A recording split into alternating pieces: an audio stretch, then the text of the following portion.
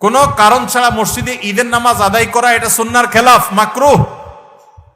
ভাইরা আমার, নবী করিম সাল্লাল্লাহু আলাইহি সাল্লাম ঈদের নামাজ পড়ার জন্য মাঠে বের হয়ে যেতেন। আজ শহর তো শহর, গ্রামে মাঠ আছে, ঘাট আছে, চাইলেই অনেক সময় মাঠে নামাজ পড়া যায়, খোলা মাঠে নামাজ পড়া যায়, কিন্তু ওই মসজিদে নামাজ পড়ে। ঈদের আনন্দটাই তো মাঠে ময়দানে যাওয়ার মাধ্যমে। প্রত্যেক মসজিদে মসজিদে ঈদের নামাজ পড়া এটা কোনো উত্তম কাজ না।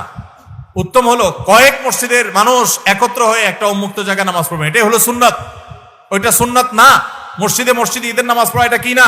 সুন্নাত না। অতএব আপনাদের এলাকাতে আগে যেটা হতো সেটা সুন্নাত, আবার যদি আপনারা সেটা প্রতিষ্ঠা করতে পারেন ভালো হয়। ভাইরা আমার, কেন মসজিদে মসজিদে ঈদের নামাজ হয়? কারণ কি? কারণ একেবারে পরিষ্কার।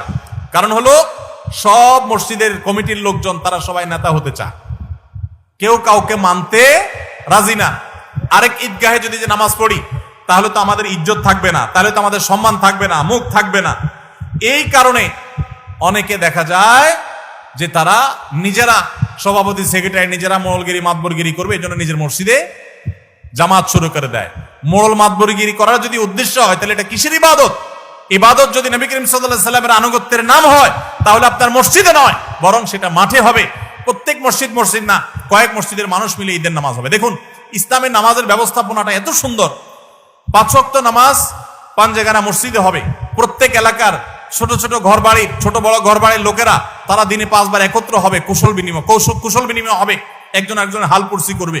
এটা একটা সৌন্দর্য।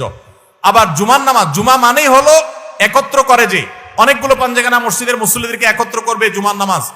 আবার ঈদের নামাজ হলো অনেকগুলো জুমার নামাজের মুসল্লিকে একত্র করবে, আরো বড় পরিসরে হবে, সেটা হলো ঈদের নামাজ। আর আরাফাতের ময়দান হলো গোটা বিশ্বের মুসলমানদেরকে একত্র করবে, সেটা আরো বড় পরিসরে। এটাই হলো নামাজের সৌন্দর্য। এই চেইনটা ইসলাম দিয়েছে, কিন্তু আমরা সেটাকে নষ্ট করে ফেলেছি। এজন্য আপনাদের গ্রামে যারা 3টা মসজিদে বিভক্ত হয়েছেন তারা আবার একটা ঈদগাহে একত্র হন। আল্লাহ আপনাদেরকে সুন্নতের উপর আসার তৌফিক দান করুন।